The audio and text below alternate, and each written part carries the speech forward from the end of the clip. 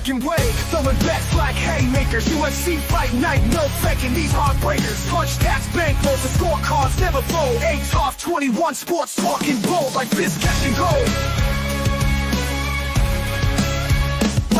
Erik saying underdogs got swagger. Weight counter champs got a granite jaw, won't stagger. Money on the line, bets as sharp as a dagger. Hot cops, bling, flashing lights, heavyweight bagger. Etoft21 clash of minds, no surprise. Erik Wade in the ring, shouting nod, shooting high. Fight night dreams, cold cash gleam in their eyes. Betting broad, UFC calls on the podcast sky. We have reached the part of the podcast where we're going to be talking some UFC, and who better to come on than Wade, a.k.a.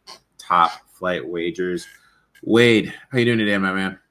Doing fantastic. Nice Friday as always. So ready for the weekend, man. Got a nice UFC card coming up. If you're watching on YouTube, this thing behind me, it's not like the light.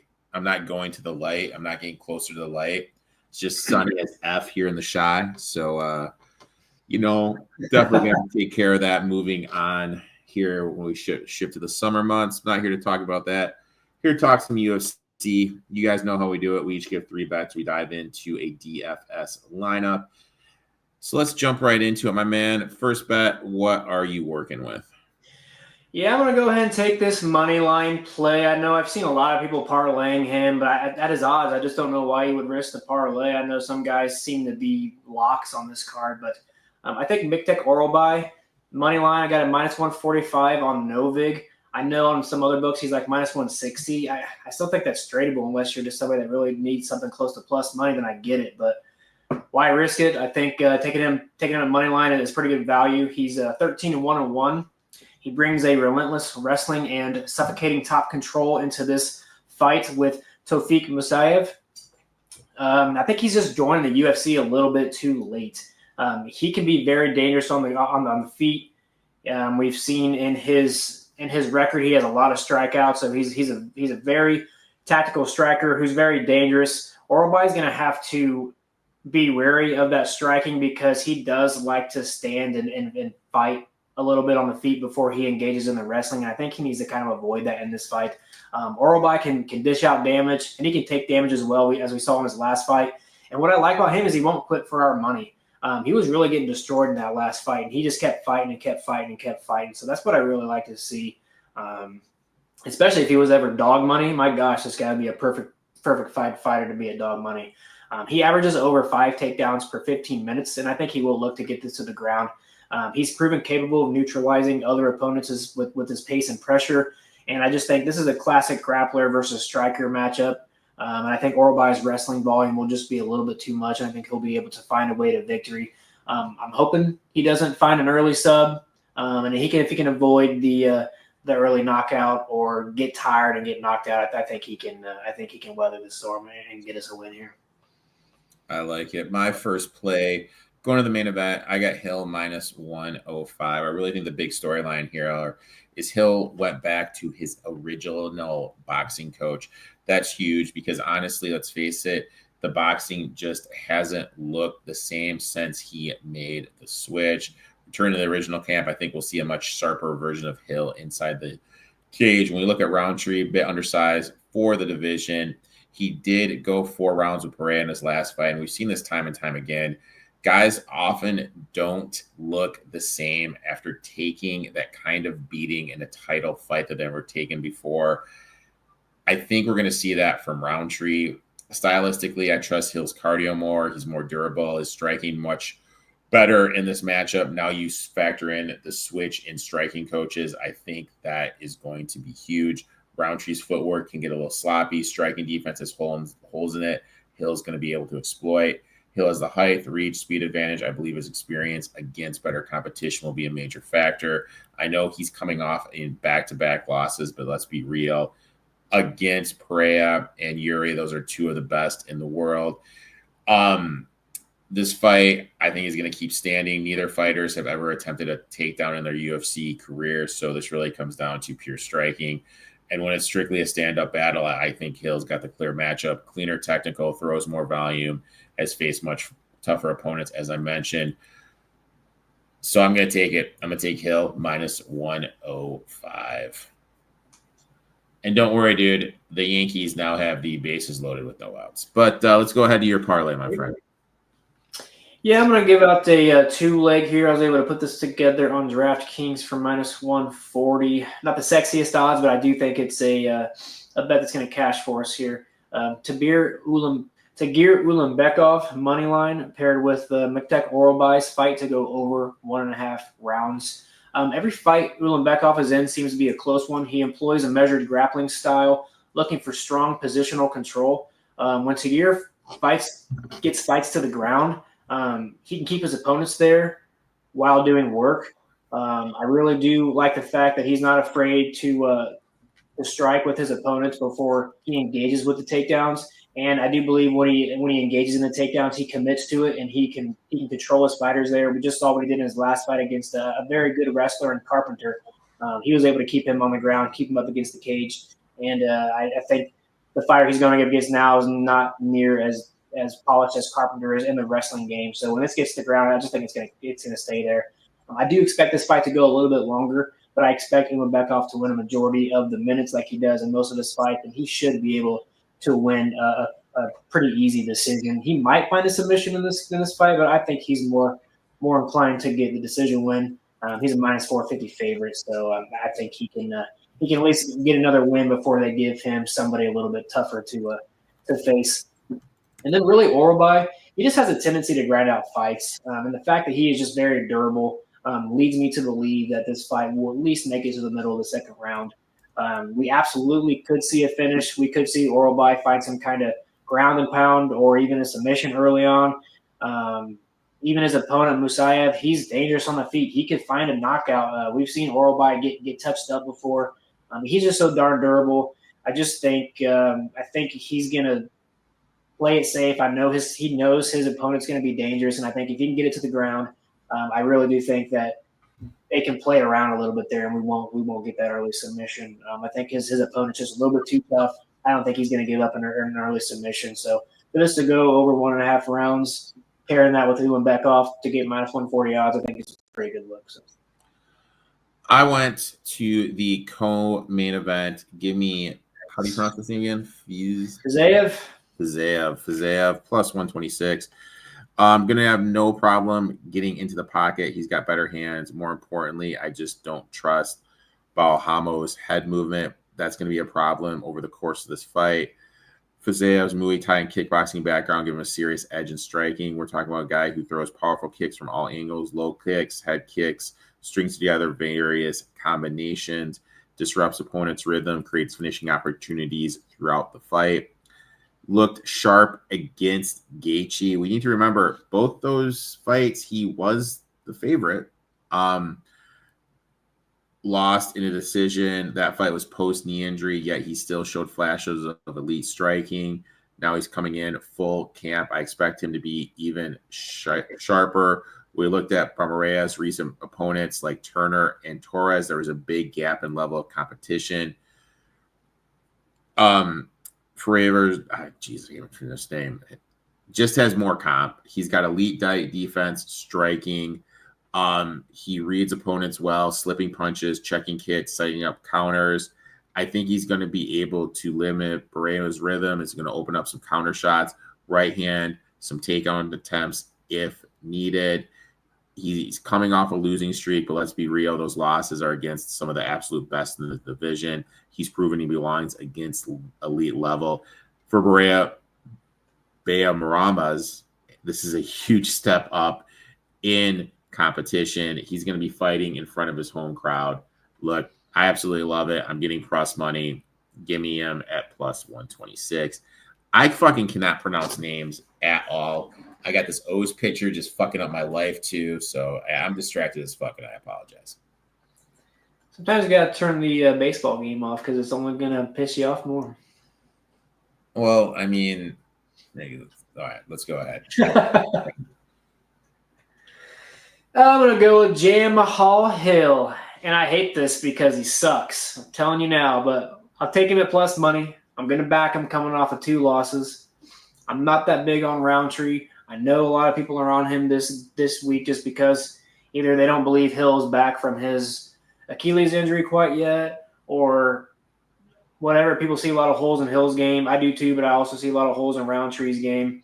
I just really don't know what it'll mean for Hill's career if he loses a third fight, especially a third fight by knockout. And if this thing goes the distance, I'm going to give the edge to Hill. I think Roundtree's only path to victory is a knockout. So if Hill can just keep level-headed and not get knocked out, I think he's going to be okay here. I do think he can outlast Roundtree over 5 rounds. We've seen Hill look good in previous fights where he's been in rounds 4 and 5 before.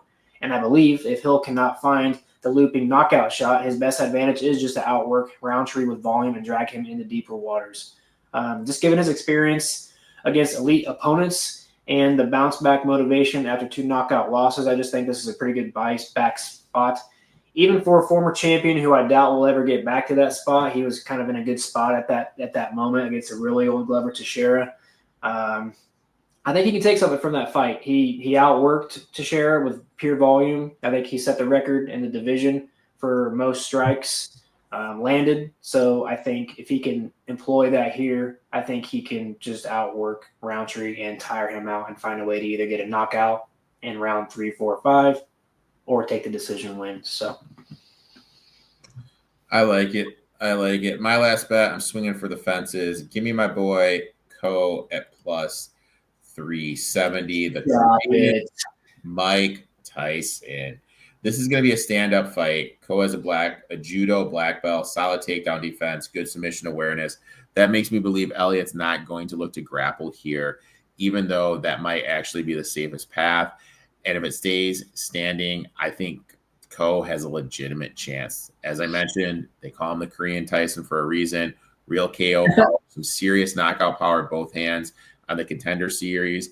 Even though he didn't get to finish, he completely controlled the fight with his clean striking. Consistently loads up shots, throws heavy combinations, move forwards, forcing opponents to fight while backing up. And that's when he catches people. Overhand right is especially dangerous. Dips his head, closes the distance quickly, fires with speed and aggression. And let's not forget, Elliott has been knocked out before. We've seen him get clipped, and if Co lands something big and early, this fight could be over fast.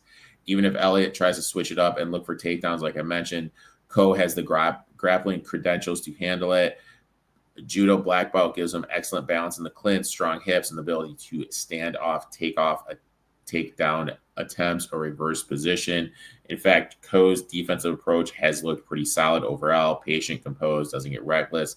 The ability to stay defensively, responsibility, while still carrying knockout power makes him a dangerous opponent. I'm getting plus 370. There's a clear path. Give me my boy Co plus 370, and I know you hate it, my man. Dude, you would have gone crazy last week. I gave out nothing but, I think my smallest one was like plus 440. No, last week I liked a lot of dogs. I think Oban is going to wrestle here, and I think Oban can find a submission here. Ooh. All right. Well, let's go ahead. Let's bring up up his back pocket, my friend.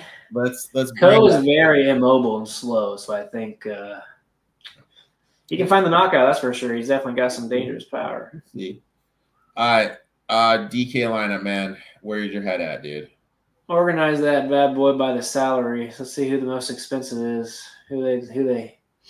Oh, come on. We're not doing Elliott, dude. No Elliott, man.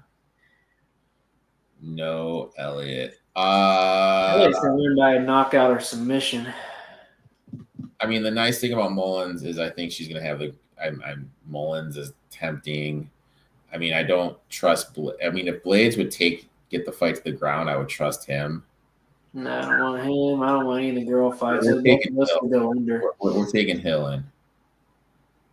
No, Sadikoff's fine. Ulanbekov is all going to cash. Sadikov, Ulanbekov. Rewind. Those are the top two right there. Sadikov and the one underneath it. Those both are going to cash. We can probably only afford one.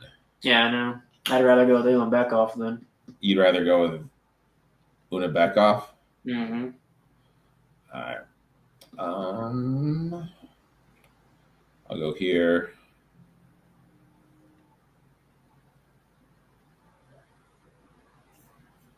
Anyone else you're feeling, my friend? Who's above Roundtree?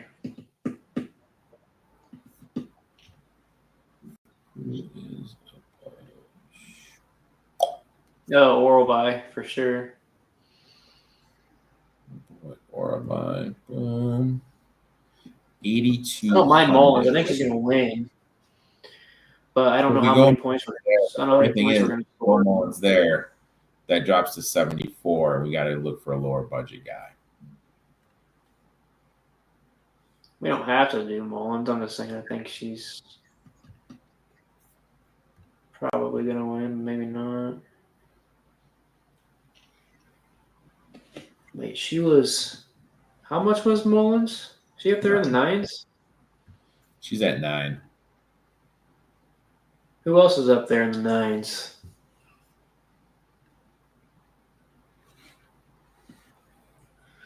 Yeah, you just can't put the girls in here. Naimov could lose.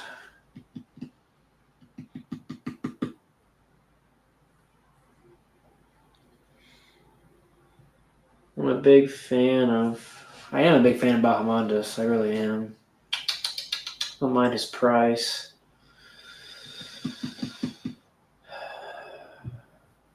I think the Grod fight's going to go to a decision, so maybe we could get some value on Grod since he's cheaper. There's going to be some damage in that fight for sure, I think. All right, let's go Grod. And that leaves us to 9, then we can go Mullins. So that could be our US Hill. My only issue with Mullins is the last fight. These guys have fought before. Her last fight, she lost the first round. Like she was getting beat up bad on the feet. So if that happens again, she could technically get knocked out. We could lose that fight in the first round. I expect her to get it on the ground and wrestle. I know, and takedowns are 5 a pop, dude. So there you go. I like it, man. So we got Hill, Blamoff. You're better at saying the names, man. You say the names, my friend. Oh, we got Hill, Ulanbekov, Fazayev, Oralby, Grod, and Mullins. There you have it. That is our DFS 50-50 lineup. Wade, I'd like to thank you for taking time out of your day to talk a little UFC. Why don't you tell everyone where they can find you, my friend? Yep, you can come follow us over at Top Flight Wagers over on all social medias. I do most of my work over on X, so if you want to come follow me over there, I drop free daily articles. I run daily giveaways with our YouTube videos for baseball, and every article I put out has a giveaway with it, so just come follow us over there. And happy to be back, and can't wait for the next card, man. I haven't really looked ahead yet, but I believe there's one. I believe pay-per-views next week. All verified. So pay-per-view next week. So look forward to that. I know you're probably pretty busy. I guess so am I with the new baby and stuff. But we do need to try to do another live fight. Yeah, we can look into that. You got a new kid, so you tell me when, and we'll figure it out, my man. Yeah. Thanks for tuning in, guys. Obviously, give this man a follow, and we'll be back next week. Good luck in your bets, my man. Good luck.